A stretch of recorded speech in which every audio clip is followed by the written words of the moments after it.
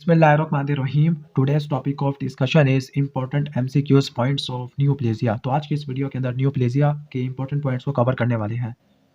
अब जो शुरू के 3-4 पॉइंट्स लिखे हुए हैं ये न्यूप्लेजिया से बिलोंग नहीं करते, तो यहाँ से स्टार्ट हो रही है। न्यूप्लाज्म किसी भी एबनॉर्मल मैस को कहते हैं जिसकी ग्रोथ काफ़ी ज़्यादा एक्सेसिव होती है, अनकोऑर्डिनेटेड होती है, यूबिक्विटस होता है और अगर आप ग्रोथ फैक्टर वाले स्टिमुलस को निकाल भी लोगे तब भी वो ग्रो करना नहीं छोड़ेगा। तो ट्यूमर है, इसके दो बेसिक कंपोनेंट होते हैं, पैरेन्काइमा और स्ट्रोमा। जबकि ट्यूमर की दो टाइप होती है, बिनाइन और मैलिग्नेंट। जो बिनाइन ट्यूमर होते हैं वेल डिफरेंशिएटेड होते हैं, रेट ऑफ ग्रोथ काफ़ी ज़्यादा स्लो होता है, इन्वेजन और मेटास्टेसिस शो नहीं करते। जबकि मैलिग्नेंट ट्यूमर वेल डिफरेंशिएटेड हुई हो सकती है, पुअर डिफरेंशिएटेड भी हो सकती है या कभी कभार कंप्लीटली अनडिफरेंशिएटेड होते हैं। इस कंडीशन को बोलते हैं एनाप्लेजिया, या इनमें इन्वेजन और मेटास्टेसिस भी होती है। अब सिंगल मोस्ट इंपॉर्टेंट फैक्टर होता है जो कि बिनाइन को मैलिग्नेंट ट्यूमर से डिफरेंशिएट करता है, वो मेटास्टेसिस होती है।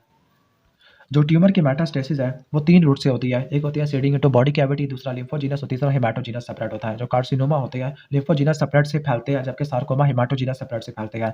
4 टाइप के जीन्स होते हैं जो ह्यूमन बॉडी में वर्क करते हैं, proto oncogene, anti oncogene, apoptotic gene और डीएनए रिपेयर जीन है। जो प्रोटो ऑन्कोजीन होते हैं ऑन्कोजीन में कन्वर्ट हो जाते हैं 3 मैकेनिज्म से, म्यूटेशन है, ट्रांसलोकेशन, एम्प्लीफिकेशन है। जो मेजर ऑन्कोजीन है उसमें रास है, ERBB1 है, RET है, ठीक है, ABL है, CMYC और NMYC है। एंटी ऑन्कोजीन में या ट्यूमर सप्रेसर जीन में रेटिनोब्लास्टोमा, TP53, ओके, और यहाँ पे न्यूरोफिब्रोमाटोसिस है, बर्का है और EPC है।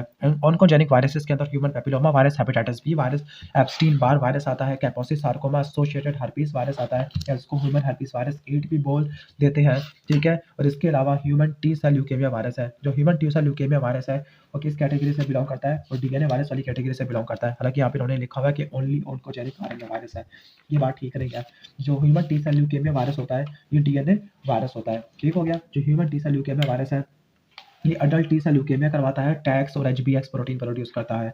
जबकि ह्यूमन पैपिलोमा वायरस है, benign warts, cervical cancer, oropharyngeal cancer है, Epstein Barr virus, Burkitt lymphoma, Hodgkin lymphoma और इसके अलावा नेसोफेरेंजियल कार्सिनोमा करवाता है। Hepatitis B virus, hepatitis C virus ये हेपेटोसेलुलर कार्सिनोमा करवाती है। Helicobacter pylori gastric adenocarcinoma और माल्टोमा करवा देता है। जो मेजर पैरानियोप्लास्टिक सिंड्रोम है, सॉरी इससे पहले ये देख लेते हैं कि कुछ केमिकल कार्सिनोजन भी होते हैं, लाइक मिजोथीलियोमा एस्बेस्टोस से होता है, एनिलीन डाई से ट्रांजिशनल सेल कार्सिनोमा होता है, ब्लैडर का होता है, ओके, नाइट्रेट से गैस्ट्रिक कार्सिनोमा होता है, फ्लाटॉक्सिन से हेपेटोसेलुलर कार्सिनोमा होता है, विनाइल क्लोराइड से एंजियोसार्कोमा होता है, कैडमियम की अगर बैटरी यूज करते हैं तो उसकी वजह से प्रोस्टेट कार्सिनोमा हो सकता है, ओके, ठीक हो गया। और अगर बेंजीन वगैरह के केमिकल अगर यूज किए जाते हैं तो बेंजीन की वजह से भी स्पेशलाइज होता है जिसको बोलते हैं acute migrate leukaemia, okay. Cadmium की वजह से प्रोस्टेट है, विनाइल क्लोराइड की वजह से हेपेटिक एंजियोसार्कोमा है। जो रेडिएशन होती है जो मैलिग्नेंसी करवाती है वो ल्यूकेमिया और थायराइड कैंसर है।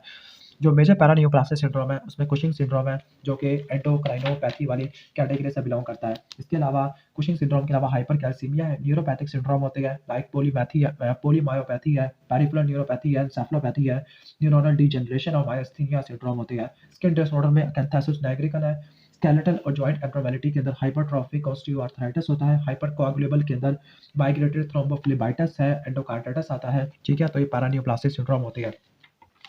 अब जो मेजर ट्यूमर मार्कर है लाइक कोरियोकार्सिनोमा के लिए HCG है, मेडुलरी थायराइड कैंसर के लिए कैल्सिटोनिन होता है, हेपाटोसेलुलर कार्सिनोमा और non seminomatous germ cell tumour के लिए होता है अल्फा फीटोप्रोटीन, जो नॉन सेमिनोमेटस के लिए HCG भी होता है, ओके। जो इसके अलावा CA125 ओवेरियन कैंसर के लिए CA19.9 होता है, कोलोन और पैनक्रियाटिक कैंसर के लिए 15.3 होता है, ब्रेस्ट कैंसर के लिए जो मेसेनकाइमल ट्यूमर होते हैं उनके लिए स्पेसिफिक है विमेंटिन, जो कि ल्यूकोसाइट ओरिजिन ट्यूमर के लिए ल्यूकोसाइट कॉमन एंटीजन होता है, यानी हर ट्यूमर के लिए स्पेसिफिक एंटीजन होते हैं। स्केलेटल मसल ट्यूमर के लिए डेस्मिन होता है। जो स्क्वेमस सेल कार्सिनोमा होता है इसमें शीट्स बनती है ग्रुप्स की फॉर्म में, प्लियोमॉर्फिक मैलिग्नेंट सेल होते हैं जिनका न्यूक्लियर साइटोप्लाज्मिक रेशियो काफी ज्यादा होता है, हाइपरक्रोमैटिक न्यूक्लियस होता है, पेल साइटोप्लाज्म है, केराटिन एपिथेलियल पल्स होती है, इंटरसेलुलर ब्रिजेस होती है और इंडिविजुअल सेल केराटिनाइजेशन देखने को मिलती है। इसके बाद एडिनोकार्सिनोमा की प्रॉपर्टी बता रहे हैं ऑलमोस्ट सिमिलर है। प्रोटोऑन्कोजीन गेन ऑफ फंक्शन म्यूटेशन से या ट्रांसलोकेशन से या एम्प्लीफिकेशन से ऑन्कोजीन में कन्वर्ट हो जाती है। जो P53 है डीएनए रिपेयर को काम करवाता है, अपोप्टोसिस करवाता है, सेलुलर सेनेसेंस है और इसके अलावा रिपेयर वगैरह भी करवा देता है या सेल की अरेस्ट करवा देता है। जो रेटिनोब्लास्टोमा जीन है ये एक्टिवेट होता है हाइपरफॉस्फोरिलेटेड स्टेट के अंदर, और जब ये इनएक्टिव होता है जब ये जीटीपी होती है, लेकिन जब जीटीपीएस फॉस्फेट को उड़ा देगा तब ये एक्टिव हो जाएगी। कोरिस्टोमा और हिमाटोमा न्यूप्लाज्म नहीं है, वैसे बुक में इनको बिनाइन ट्यूमर लिखा हुआ है। टेराटोमा ऐसा ट्यूमर होता है जो किसी एक जर्म लेयर से ज़्यादा से डिराइव्ड होता है। सेमिनोमा, मेलानोमा, हिपाटोमा ये मैलिग्नेंट ट्यूमर होते हैं, हालांकि लास्ट में इनके ओमा आ रहा है। अब कितने हद तक ट्यूमर सेल अपने पेरेंट सेल को रिज़ेम्बल करते हैं, तो उसको डिफरेंशिएशन बोलते हैं। अब डिफरेंशिएशन की रेंजेस होती है, जिसको डिटरमिन करती है ग्रेडिंग से, वेल, मॉडरेटली, पुअर और अनडिफरेंशिएटेड है। जो मैलिग्नेंट सेल है, उनके पास हाई न्यूक्लियर साइटोप्लाज्मिक रेशियो होता है, हाइपरक्रोमैटिक न्यूक्लियस है, प्रोमिनेंट न्यूक्लियोलाई होता है, स्कैंटी साइटोप्लाज्म है, प्लियोमॉर्फिज्म होता है, बेसल पोलैरिटी लॉस हो जाती है, एटिपिकल बिज़ार माइटोसिस होती है। कार्सिनोमा इन सिटू, अगर कैंसर किसी फुल थिकनेस को इन्वॉल्व कर लेता है, तो उसको बोलते हैं कार्सिनोमा इन सिटू। जबकि डिस्प्लेज़िया के अंदर जो कैंसर है, वो बेसमेंट मेम्ब्रेन से होता हुआ सरफेस एपिथेलियम तक चला गया है, तो उसको बोलते हैं डिस्प्लेज़िया। पहले डिस्प्लेज़िया होता है, फिर कार्सिनोमा इन सिटू होता है, फिर वो बेसमेंट मेम्ब्रेन को क्रॉस कर लेगा, तब वो प्रॉपर कार्सिनोमा हो जाएगा।